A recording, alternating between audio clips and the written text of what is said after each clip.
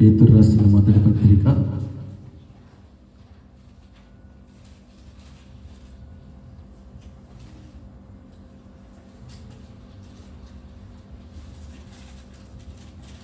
2వ అధ్యాయం 9వ వచనం చదువుకుందాం.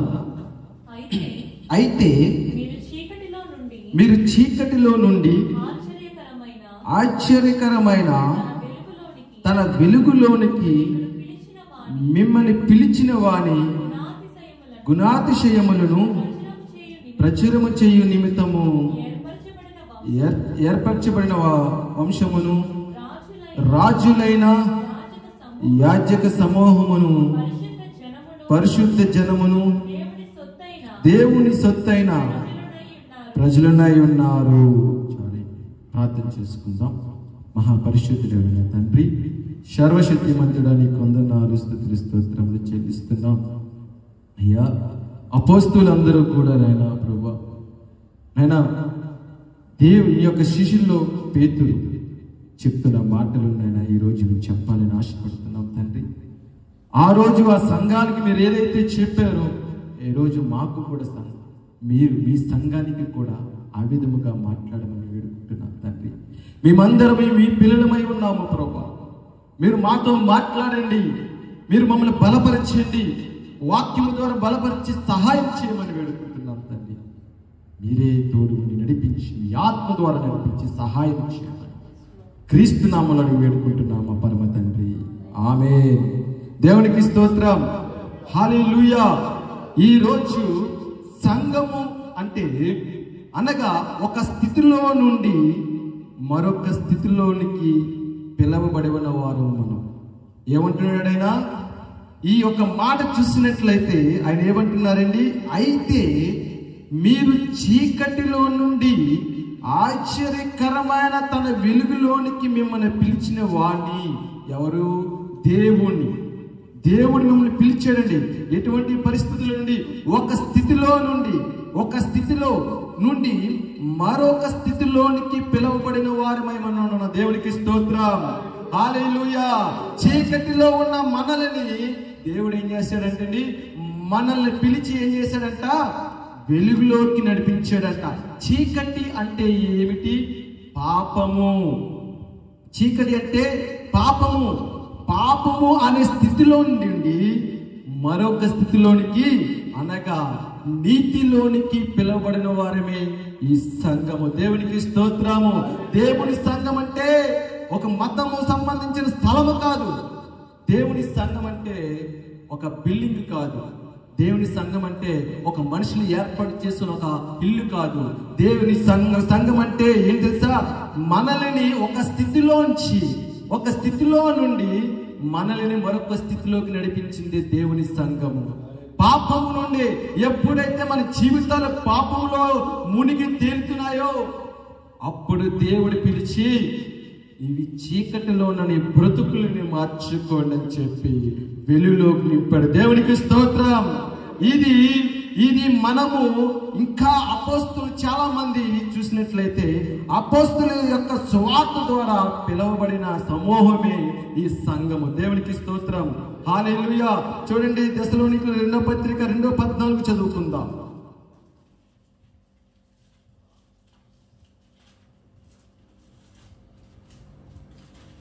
తెస్సలోనికీయులకు రాసిన 2వ పత్రిక 2:14 చదువుకుందాం. 2:14. మీరు ఇలాగున రక్షింపబడి మన ప్రభువైన యేసుక్రీస్తు యొక్క మహిమను పొందవలని ఆయన మా సువార్త వలన మిమ్మును పిలిచెను. ఏంటండి? ఎవరిది? యేసుక్రీస్తు వారి మహిమ. అపోస్తుల యొక్క సువార్త ద్వారా అనేక మంది దేవునిలోకి నడిపించబడ్డారండి. ఏమండి? ఎందుకంటే అప్పటి వరకు కూడా దేవుడు తెలియని వారు అందరూ కూడా ఏం చేశారంట? పాపంలోనే పడిపోయారంట. ఆ చీకటిలోనే ఉండిపోతున్నారు, ఆ చీకటిలోనే జీవిస్తున్నారు, ఆ చీకటిలోనే నడుస్తున్నారు. కానీ ఈ వెలుగులోకి రావాలంటే వాళ్ళకి మార్గం తెలియలేక ఎన్నో ఇబ్బందులు గురవుతున్నారు ఈ రోజు క్రైస్తవం. ఈ రోజు లోకంలో అనేక మంది ఉన్నారంటే ఇంకా వాళ్ళ బ్రతుకులు ఇంకా చీకట్లోనే ఉన్నాయండి. వెలుగులోకి రావడానికి వాళ్ళ ప్రయత్నాలు చేయట్లేదు. అపోస్తుల యొక్క సువార్త ద్వారా ఎన్నో సంఘాలు కట్టబడ్డాయి. ఆ రోజు దేవుడు ఆ అందరిని నడిపించి ఆయన మరణించి తిరిగి లేచిన తర్వాత అనేక సంఘాలు అపోస్తులైన పౌలు ద్వారా, పేతురు ద్వారా అనేక సంఘాలు ఏర్పరచబడి ఉన్నప్పుడు అప్పటి వరకు వారు చీకటిలో ఉన్నారు. అప్పటి వరకు వారు చీకటిలో ఉన్న వారు దేవుని యొక్క మహిమను ఏమంటున్నాడని, యేసుక్రీస్తు యొక్క మహిమను పొందవలనని ఆయన మా సువార్త వలన మిమ్మల్ని పిలుస్తున్నాడు. మేము చెప్పే మాటలను బట్టి మీరు దేవుళ్ళకి రావండి. కాబట్టి సహోదరులారా ఏమంటున్నాడు, నిలకడగా ఉండండి. మా నోటి మాట వలనైనను మా పత్రిక వలనను మీకు బోధింపబడిన విధులను చేపట్టండి. మీరు నిలకడగా ఉండండి, ఒక స్థానంలో నిలకడగా ఉండండి. దేవుడు మన జీవితంలో అనేక మందిని ఏర్పాటు చేసుకున్నాడండి. మన యొక్క ఆయన బిడ్డలుగా ఆయన పిలుచుకుంటున్నాడు. అలాగే చూసినట్లయితే మనం ఎవరు అంటే అపవాది బిడ్డలుగా ఉన్న ఒకప్పుడు దేవుడు ఆయన రక్తము ద్వారా మనల్ని జన్మించాడు. పునర్జన్మ సంబంధమైన దేవుడికి మనకు అటువంటి సంబంధం ఏర్పడింది. చూసినట్లయితే తీతుకు రాసిన పత్రిక 3వ అధ్యాయము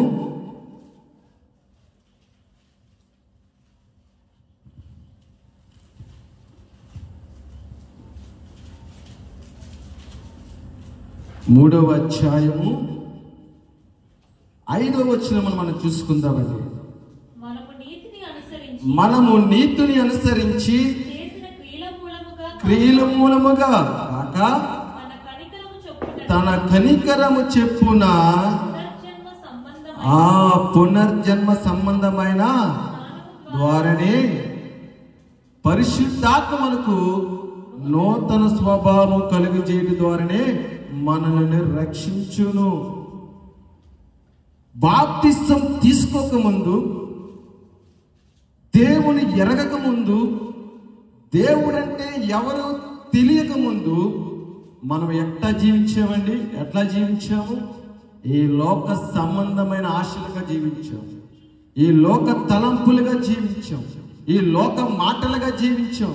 ఎందుకంటే మనలో కోపం, మనలో ద్వేషం, మనలో అసూయ, మనలో స్వార్థం అనేకవన్నీ కూడా మనలో పెట్టుకుని జీవించాం. కానీ దేవుడు ఏమంటున్నాడు, మన రక్షకుడైన 3వ అధ్యాయం, మనము నీతిని అనుసరించి చేసిన క్రియల మూలముగా కాక తన కనికరము చెప్పునే పునర్జన్మ సంబంధమైన స్థానము ద్వారా పరిశుద్ధాత్మ మనకు నూతన స్వభావం కలుగజేయబడింది. దేవునికి స్తోత్రం.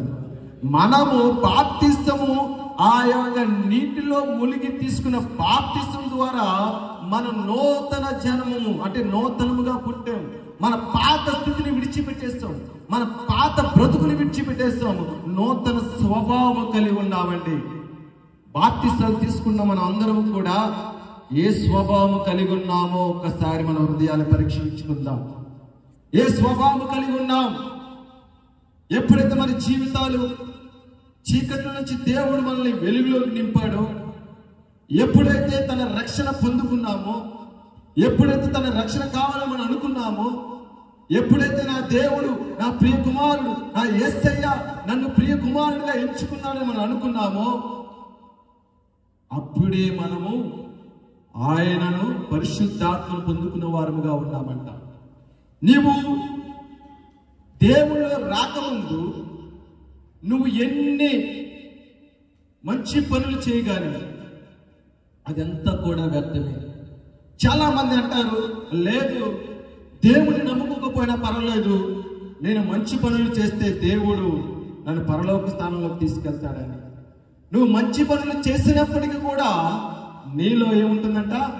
స్వార్థం ఉంటుందంట.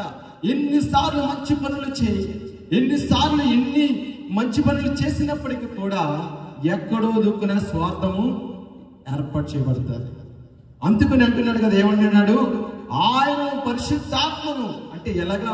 మనము దేవుని రక్షణ కవచమును మనం ధరించుకున్నప్పుడే ఆయన ఆత్మను పొందుకుంటామంట. దేవుని బిడ్డలారా, యేసు రక్తము ద్వారా చూడండి, స్థానము వల్ల అంటే యేసు రక్తము ద్వారా ఆయన మన పాపములను కడగబట్టాడండి.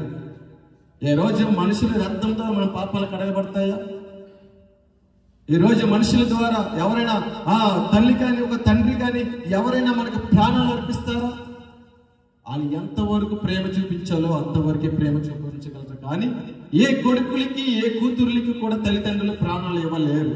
కానీ తల్లిదండ్రులుగా ఒక ప్రాణాలు అర్పించిన గొప్ప దేవుడు మన తండ్రి ఎవరంటే యేసయ్య మాత్రమే. దేవునికి స్తోత్రం.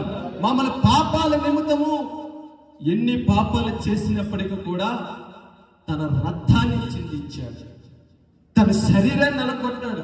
ఈ రోజు పాపానికి జీతము మరణము. ఆ మరణం నుండి కూడా విడిపించినాడు ఎవరంటే దేవాది దేవుడు. దేవుడికి స్తోత్రం. మనం దేనిని ఆశించి బ్రతుకుతున్నాం? దేవుని ఎంత ఆశించి బ్రతకాలా? ఈ లోక సంబంధమైన మిత్రులతో ఆశించి బ్రతకాలా అంటే ఒక్కటే మాట, యేసయ్య మనకు ప్రాణాలు ఇచ్చాడు, ఆయన రక్తాన్ని కార్చాడు, ఆయన శరీరం నలగొట్టబడింది, ఆయన కాళ్ళకి మేకులు దిగబడ్డాయి. మన పాపము అనే భారాన్ని ఆయన ఎన్నో కేజీల భారాన్ని మోసాడండి. ఒక 50 కేజీల బస్తా తీసుకొచ్చి ఇక్కడి నుండి విజయనగరం బస్ స్టాప్ దాకా మోయమంటే మనం మోయగలమా? మోయలేం. కానీ అటువంటి భారాన్ని ఈరోజు యేసయ్య మోసాడు. మనకి ఏ భారము లేకుండా ఈరోజు మనల్ని సంతోషంగా ఉంచాడు. దేవునికి స్తోత్రం. హల్లెలూయా, హల్లెలూయా. అలాగే అంధకార సంబంధమైన స్థితి నుంచి కూడా దేవుడు మనకి రక్షించాడు. చూడండి, కొలసీలు రాసిన పత్రిక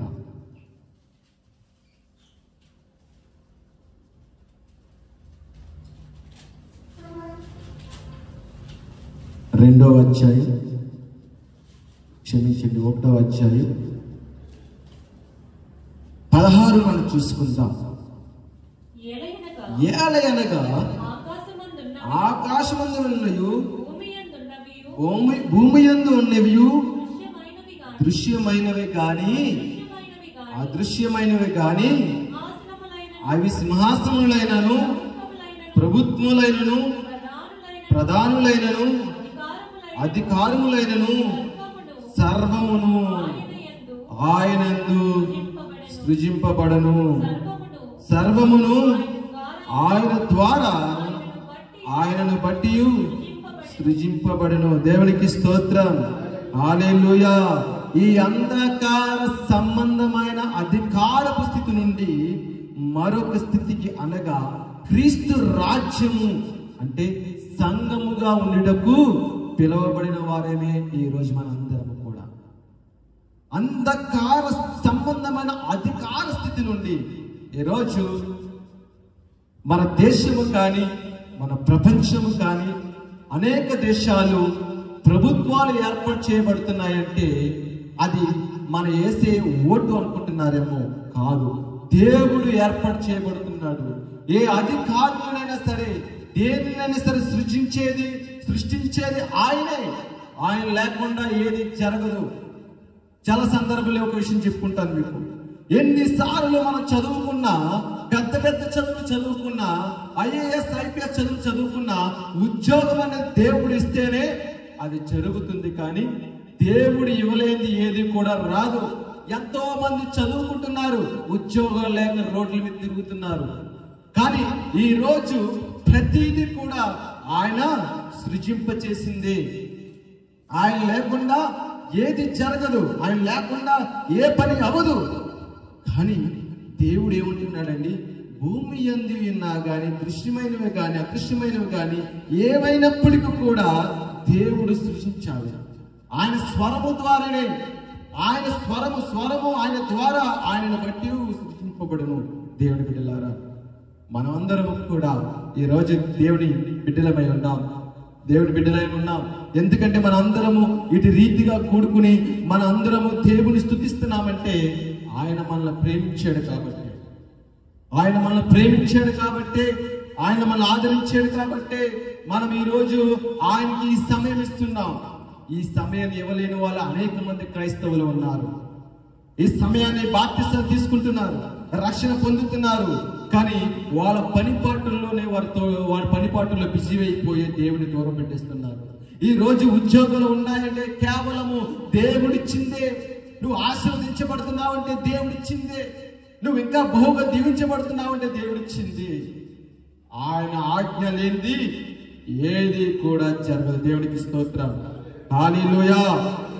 అయితే ఈ అంధకార సంబంధమైన అధికారపు స్థితి నుండి మరొక స్థితి అనగా క్రీస్తు రాజ్యమునకు మనందరిని కూడా దేవుడు పిలువబడ్డాడు. అయితే అపోస్తల కార్యములో 26:18 మనం చదువుకుందాం.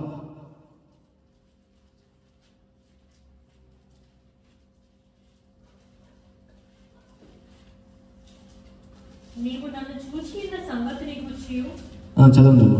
నేను నీకు కనపడబోవు సంగతిని గూర్చి నిన్ను పరిచారకునిగాను సాక్షినిగాను నియమించుటకై కనబడి ఉన్నాను. నీవు లేచి నీ పాదములు మోపి నిలువుము. నేను ఈ ప్రజల వలనను అన్యజనుల వలనను హాని కలగకుండా నిన్ను కాపాడగలను. వారు చీకటిలో నుండి వెలుగులోనికి సాతాను అధికారము నుండి దేవుని వైపుకును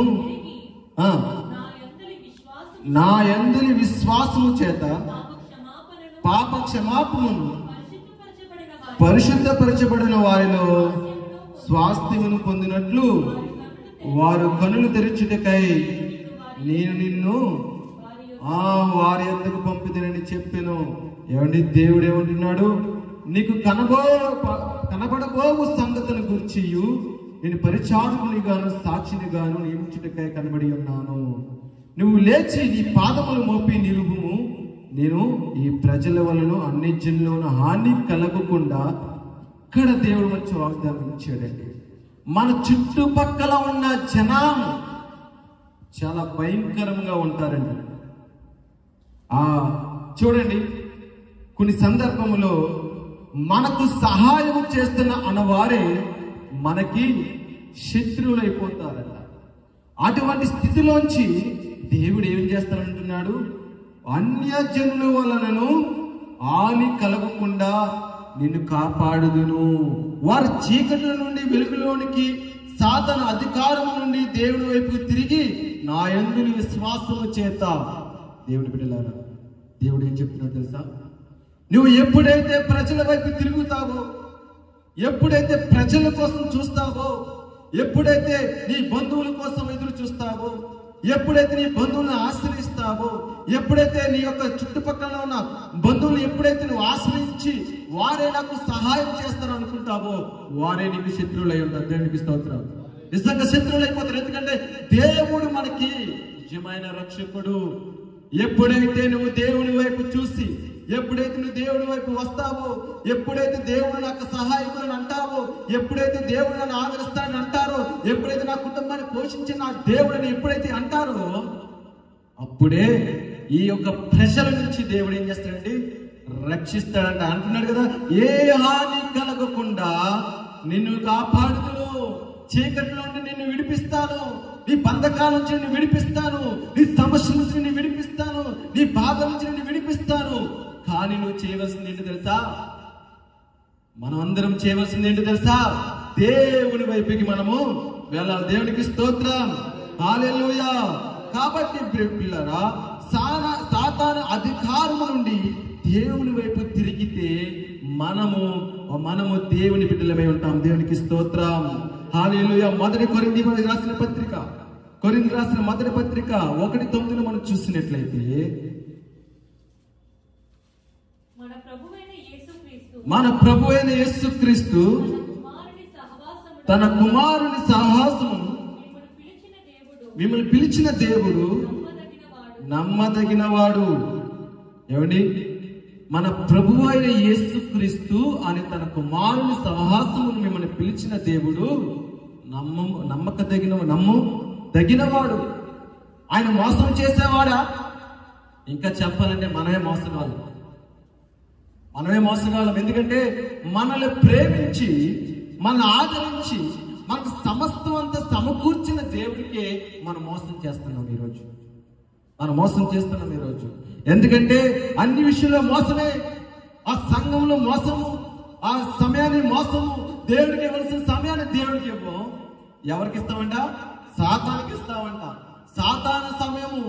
ఈ రోజు చాలా మంది ఏం చేస్తారంటే, చదువుకున్న బిడ్డలైనప్పటికీ, వ్యాపారం చేస్తున్న వారికి, లేకపోతే ఉద్యోగాలు చేస్తున్న వారు, లేకపోతే ఇంకా పెద్ద పెద్ద బిజినెస్ చేస్తున్న వారు ఒక ఆదివారం చర్చికి రామంటే, అమ్మో ఈ రోజు నాకు చాలా ప్రాముఖ్యమైన బిజినెస్ పని ఉందంట. ఆయన ఏమంటున్నాడండి? తన కుమారుని సహవాసమును మిమ్మల్ని పిలిచిన దేవుడు ఒక ఆదివారం వ్యాపారం మానేసుకుంటే ఏమైపోతుంది? ఒక ఆదివారం కాలేజీకి వెళ్ళకపోతే ఏమైపోతుంది? ఒక ఆదివారము బంధువుల ఇంటికి వెళ్ళకపోతే ఏమైపోతుంది? ఒక ఆదివారం మన ఫంక్షన్కి వెళ్ళకపోతే ఇప్పుడు ఆ ఫంక్షన్ ఆగిపోతుందా? ఆగిపోదు.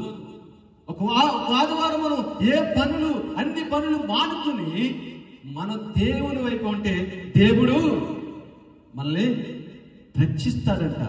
నువ్వు అనుకోవచ్చు, అయ్యో ఈరోజు ఆ బంధువుల ఇంటికి వెళ్ళకపోతే వాళ్ళు మనతో మాట్లాడలేము, అయ్యో ఈరోజు మరి ఆ యొక్క వ్యాపారం విషయంలో ఆ 2-3 టీవీలు ఇవ్వకపోతే ఆయన నాకు రాడేమో, 2-3 టీవీలు బిజినెస్ పోయిందని బాధపడితే, దేవుడు సరిగ్గా దూరం అవుతే దేవుడు ఏం చేస్తాడు? అపవాది వస్తాడు అక్కడికి. చూసేవా, నీ బిడ్డ నమ్మకమైన బిడ్డ, నీ బిడ్డ నమ్మకంగా జీవిస్తున్నాడా? ఒక ఆదివారం సమయాన్ని కేటాయించలేకపోతున్నాడు. అలాంటప్పుడు ఈ బిడ్డను నువ్వు ఆశీర్వదిస్తావా అంటాడు. సరే, ఈ రోజు 2 టీవీలు అమ్మకపోతే ఏముంది? ఈ రోజు నేను బయటకు వెళ్ళకపోతే ఏముంది? ఈ రోజు నీ ఫంక్షన్కి వెళ్ళకపోతే ఏముంది?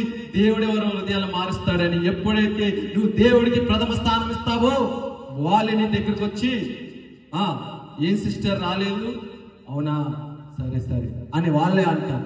ఎప్పుడైతే వాళ్ళు ఏదో అనుకుంటారని మనం వెళ్ళిపోయాము అనుకో, ఏం చేస్తాడండి? అపవాది మన దగ్గరకు వచ్చేస్తాడు. వచ్చి ఏం చేస్తాడంట? ఇబ్బందులు గురి చేస్తాడంట.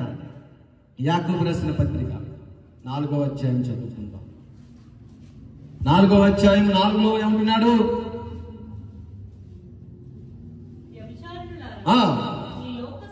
ఈ లోక స్నేహము దేవునితో వైరమని మీరు ఎరగరా? కాబట్టి ఎవడు ఈ లోకంలో స్నేహము చేయగూరును? మన ఎవరి స్నేహం? మన ఎవరితో ఉండాలి? మన స్నేహం దేవుడితో స్నేహం ఉండాలి. ఎవరితో స్నేహం చేస్తున్నాము? ఈ లోకంతో స్నేహం చేస్తున్నాం. ఈ లోకంతోనే ఉంటున్నాం, ఈ లోకంతోనే బ్రతుకుతున్నాం. కానీ మనకు కావాల్సింది ఏం తెలుసండి? దేవుడి స్నేహం కావాలి. దేవుడితో స్నేహం అంటే నిజంగా మనం ఎన్నో పొందుకోగలమండి. పొందుకోవడం అంటే ఆస్తులు పొందుకోవడం కాదు. పొందుకోవడం అంటే ధనం పొందుకోవడం కాదు. చాలా మంది క్రైస్తవులు ఏం చేస్తారో తెలుసా? ఈ రోజు ఎవరైనా 10 లక్షలు ఇస్తారన్నారు అనుకోండి, ఆదివారం దేవుడినే మర్చిపోతారు. అక్కడికి వెళ్ళిపోయి ఆ డబ్బులు తెచ్చుకోవాలని ఆశపడతారు.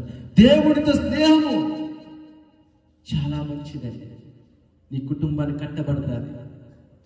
నీ కుటుంబంలో సమాధానం ఇస్తాడు దేవుడు. నీ కుటుంబంలో నెమ్మదినిస్తాడు దేవుడు. నీ కుటుంబాన్ని పోషిస్తాడు దేవుడు. ఎవరో పోషించట్లేదని అనుకుంటున్నారేమో, అయ్యో నేను ఒంటరిగా బ్రతుకుతున్నాను అనుకుంటున్నారేమో, అయ్యో నేను ఒంటరిగా జీవిస్తున్నాను అనుకుంటున్నారేమో, నా బంధువులు నాతో మాట్లాడట్లేదు అనుకుంటున్నారేమో, నా స్నేహితులు నాతో మాట్లాడట్లేదు అనుకుంటున్నామో, నేను ఈ దేవుడిని నమ్ముకున్న వాళ్ళే నా బంధువులను విడిచిపెట్టేశారు అనుకుంటున్నారేమో. అంతకన్నా గొప్ప దేవుడు మనతో ఉన్నాడు. దేవునికి స్తోత్రం, హల్లెలూయా. అంతకన్నా గొప్ప దేవుడు మనతో ఉన్నాడు. వాళ్ళందరినీ నీ దగ్గరికి తీసుకొస్తాడు, నీ కాళ్ళ దగ్గరికి. దేవునికి స్తోత్రం. ఎప్పుడైతే నువ్వు దేవుడి వైపు తిరుగుతావో, ఎప్పుడైతే దేవుని దగ్గరికి నువ్వు వస్తావో, ఎప్పుడైతే మన అందరము దేవుళ్ళు అయ్యా నువ్వే నీకు నా ప్రథమ స్థానం అని అంటావో, నిన్ను హేళన చేసిన వారు నీ దగ్గరికి వస్తారు. నిన్ను అవమానించిన వాళ్ళు నీ దగ్గరికి వస్తారు. నిన్ను ఎవరైతే హేళన చేస్తున్నారో, ఎవరైతే అవమానపరుస్తున్నారో, నీ బ్రతుకు ఇంతని ఎవరంటున్నారు, నీ జీవితం ఇంతని ఎవరంటున్నారు, నువ్వు మారవా, నీ బిడ్డలు మారట్లేదు, నువ్వు ఆ దేవుడిని నమ్ముకుని ఏదో నువ్వు చేస్తున్నావు అనుకున్నా, నీ బిడ్డ మారు మనసు పొందట్లేదని అనుకుంటున్నారేమో. ఒక్కరోజు దేవుడు సమయాన్ని ఇస్తాడు. ఓ రోజు దేవుడు సమయం ఇస్తాడు. నీ బిడ్డలు మారే సమయాన్ని ఇస్తాడు. నీ బిడ్డలు నీతో ఉండే సమయాన్ని ఇస్తాడు. నీ బిడ్డలకి మారు మనసు తెచ్చే సమయం ఇస్తాడు.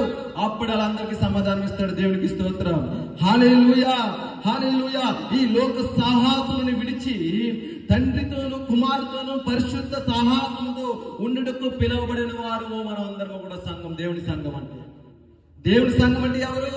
తండ్రితోనూ కుమారుతోనూ పరిశుద్ధాత్మ సహవాసముతో పిలువబడిన వారు మన అందరం. కాబట్టి మనం తల్లితోనూ కాదు, తండ్రితోనూ కాదు, మన సమయం దేవుడు ఇచ్చాడు. ఈ ఆదివారాన్ని మనం అందరం కూడా ఆరాధించుకునే సమయం ఇచ్చాడు. ఈ ఆరాధించుకునే సమయాన్ని మనం అందరం ఏం చేయాలంట? ఆయన వైపు మనం ఉండాలంట. దేవునికి స్తోత్రం ప్రభావం.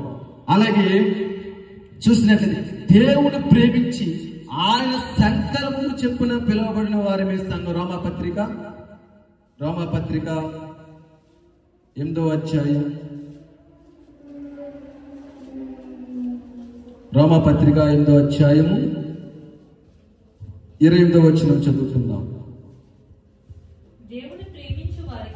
దేవుని ప్రేమించిన వారికి అనగా ఆయన సంకల్పము చెప్పున పిలువబడిన వారికి మేలు కలుగుటకై సమస్తమును సమకూడి జరుగుచున్నావని ఎరుగుదుము. ఎందుకనగా తన కుమారుడు అనేక సహోదరులలో జ్యేష్ఠుడగినట్లు దేవుడు ఎవరిని ముందే ఎరుగునో వారు తన కుమారుడితో స్వారూప్యం గలవారటకై వారు ముందుగా నిర్ణయించును. దేవునికి స్తోత్రం. హల్లెలూయా. దేవుని ప్రేమించి, ఇందాక మనం చాలా సందర్భాలు చెప్పుకున్నాగా, దేవుని ప్రేమించి ఆయన సంకల్పం చెప్పున. నిజమే, ఆయన సంకల్పం ఏమిటో తెలుసా? నా బిడ్డలను ఆరాధిస్తారా? నిజమే. ఈ రోజు ఒక వ్యక్తి సహాయం చేస్తే ఆ వ్యక్తి ఇంటికి మనం ఏం చేస్తామంట? వెళ్ళి, బ్రదర్ మీరు నాకు సహాయం చేశారు, మీరు నాకు తోడుగా ఉన్నారు, నిజంగా మీరు సహాయం చేయకపోతే నా పరిస్థితి బాగుండేది కాదని ఎలాగైతే మనం కృతజ్ఞతలు చెప్తామో, మరి ఈ రోజు ప్రాణాలు అర్పించేటువంటి దేవుడు మన కోసం ప్రాణాలు అర్పించాడు. మన కోసం ప్రాణాలు ఎందుకు అర్పించాలి? ఆయనకి ఏమవుతాం మనం? అసలు ఆయన ఎందుకు మనం ఆ ప్రాణాలు అర్పించాలి అంటే, మనల్ని కొన్నాడు. నా కుమారుడు తప్పు చేస్తున్నాడు, నా కుమారుడు పాపంలో వెళ్ళిపోతున్నారు, నా బిడ్డలు పాపలను జీవిస్తున్నారు, అయ్యో అలా చీకటి నుంచి వెలుగులోకి రావాలనే ఈరోజు దేవుడు ప్రాణాలు అర్పించి మన సజీవులుగా నిలబెట్టాడు. దేవునికి స్తోత్రం ప్రభువా. నిజమే కదా. ఈరోజు మనందరం కూడా ఆయన శరీర సాదృశ్యమైన ఆ రొట్టెని తీసుకుంటున్నప్పుడు, రక్తానికి సాదృశ్యమైన ఆ ద్రాక్ష రసాన్ని తీసుకుంటున్నప్పుడు ఒక్కసారి మనం జీవితాన్ని పరిశీలన చేసుకుంటాం.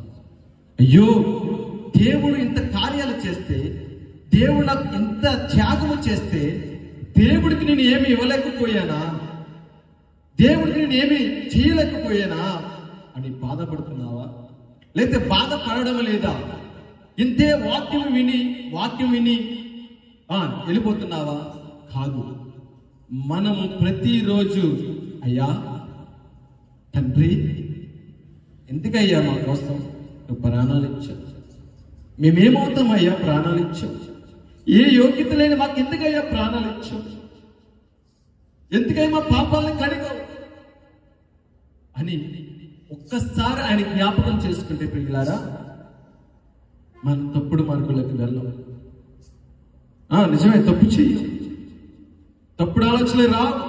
ఎందుకంటే ఆ ఒక సూది మన శరీరాన్ని గుచ్చబడితే ఎంత నొప్పి వస్తుందో, తండ్రి మన ప్రేమించిన తండ్రి మన ప్రేమించిన తండ్రి ఏం చేసింది? శరీరం నలగొట్టబడిందండి. ఆయన శరీరం నలగొట్టబడింది, ఆయన రక్తాన్ని కార్చాడు. మరి అలాంటి స్థితిలో మనం ఏం చేయాలంట? ఆయనను ప్రేమించాలి.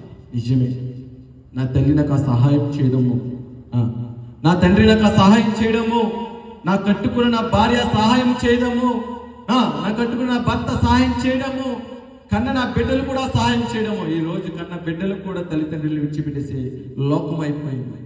కానీ ఈ రోజు మనం ఎంత విడిచినా ఒక్కొక్కసారి దేవుని దూషిస్తాం. అయ్యో నాకేం చేస్తావని. ప్రాణాలు ఇచ్చాడు, ఇంకేం చేయాలి? రక్తాన్ని కార్చాడు, ఇంకేం చేయాలి? అంటే నీకు సమృద్ధంగా ధనం సమకూరిస్తే దేవుడు గొప్పవాడు, బిల్డింగ్ల మీద బిల్డింగ్లు ఇస్తే దేవుడు గొప్పవాడా? కాదు, ఈ రోజు మనం మరణించవలసిన స్థానంలో ఆయన మరణించి సజీవులుగా నడిపించాడు దేవుడికి స్తోత్రం. కాబట్టి మనము ఆ విధంగా దేవుని ప్రేమను, అయ్యా ఏ యోగ్యత లేదయ్యా, నన్ను ఎందుకయ్యా ఇంత ప్రేమించావు, ఏ సంబంధం లేని వాడయ్యా, నేను పురుగునయ్యా, నరుని కాదు, నేను పురుగుని, పాపం చేశాను, పాపంలో జీవిస్తున్నాను, పాపంలోనే బ్రతుకుతున్నానయ్యా, ఎందుకయ్యా నా కోసం నువ్వు ఇంత ప్రాణాలు అర్పించావు అని ఒక్కసారి మనం జ్ఞాపకం చేసుకుంటే అండి దేవుడి బిడ్డలారా, మనము పాపంలో పడిపోవంట. కాబట్టి ఆయన ఏం చేస్తున్నాడంట, మొట్టమొదటిగా చీకటిలో నుంచి దేవుడు మనల్ని వెలుగులో నింపాడు. యేసు రక్తము ద్వారా మరొక జన్మను ఆయన ఇచ్చాడు. అంధకార సంబంధమైన అధికార స్థితి నుంచి దేవుడు ఏం చేశాడంట, మనల్ని పిలుచుకున్నాడు. సాతాను అధికారం నుండి దేవుడు ఏం చేశాడంట, తిరిగి ఆయన వైపుకి నడిపించుకున్నాడు. ఈ లోక సహాసాన్ని విడిచి తండ్రితోనూ కుమారుతోనూ పరిశుద్ధాత్మతోనూ సహాసం చేస్తే ఎన్నో కార్యాలు పొందుతా ఉంటా. దేవుడు ప్రేమించేవాడు, ఆయన ప్రేమించే దేవుడు. మనం ద్వేషించే మనుషులము. మనం ఈరోజు చాలా సందర్భాల్లో దేవుడిని ద్వేషించుంటాం. ఒక ప్రార్థనలో నాకు అది ఇస్తావా, నాకు అదివి, నాకు అదివి, నాకు అదివి. మన ప్రార్థన ద్వారా కూడా ఆయన ఇబ్బంది పెట్టుకుంటాం, శోధించుంటాం. ఆయన చిత్తమైతే ఆయన ఇస్తాడు. కానీ మనం మనుషులం కదా, మానవులం కదా. మనం ఏం చేస్తామండి, ప్రభు అది ఇవ్వదండి, అది ఇవ్వదండి, అది ఇవ్వదండి. చాలా సందర్భాల్లో నేను ప్రార్థన చేసుకున్నప్పుడు నేను అలాగే ప్రార్థన చేస్తాను. కానీ ఆ ప్రార్థనలో నాకు అనిపించింది నేను దేవుణ్ణి శోధిస్తున్నానని. అప్పుడు అనిపించింది నేను నా ప్రార్థన, ప్రభువా నా పక్షాన్ని నీ చిత్తం ఏదైతే ఉందో అది జరిపించు. నా ఆనందం కోసం నా సంతోషం కాదు, నీ ఆనందము నీ సంతోషము కావాలి తండ్రి. నేను ఎలాగుంటే నువ్వు ఆనందపడతావు, నేను ఎలాగుంటే నువ్వు సంతోషిస్తావు, నేను ఎలాగుంటే నువ్వు హ్యాపీగా ఉంటావో ప్రభువా, ఆ విధంగా నన్ను నడిపించు అని ప్రార్థన చేసుకోవాలండి మనం అందరం కూడా. కాబట్టి దేవుడు బిడ్డలారా, దేవుడు ఈరోజు మనకి చెప్తున్న మాటలు ఏంటంటే, అరే ప్రియమైన దేవుని సంగమా, ప్రియమైన సంగమా, నా బిడ్డలారా, చీకటిలోంచి మిమ్మల్ని విడిపించాను, చీకటిలోని మీ బ్రతుకులను వెలుగులోకి నడిపించాను, అంధకారమైన స్థితిలోంచి నిత్య జీవంలో మిమ్మల్ని నడిపిస్తున్నాను. నా రక్తము ద్వారా మిమ్మల్ని మరొక జన్మనిచ్చాను. నన్ను ప్రేమించండి, నా వైపు తిరగండి, సాతాను వైపు మీరు వెళ్ళొద్దు, ఈ లోకాశలతో మీరు సాహసం చేయొద్దు. ఎవరితో సాహసం చేయాలంట? తండ్రితోను కుమారుతోను పరిశుద్ధాత్మ త్రియేక దేవత సాహసం చేయమంటున్నాడు. మరి మనం ఎవరితో సాహసం చేద్దామో మనం పరిశీలించుకుందాం. ఎవరితో సాహసం కలిగి ఉన్నామో, ఇంకా మన జీవితాలు ఇంకా బయట లోక సంబంధమైన సాహసంతోనే బ్రతుకుతున్నామా ఒక్కసారి ఆలోచిద్దాం. కాబట్టి దేవుని బిడ్డలారా, ఈ సమయాన్ని ప్రార్థన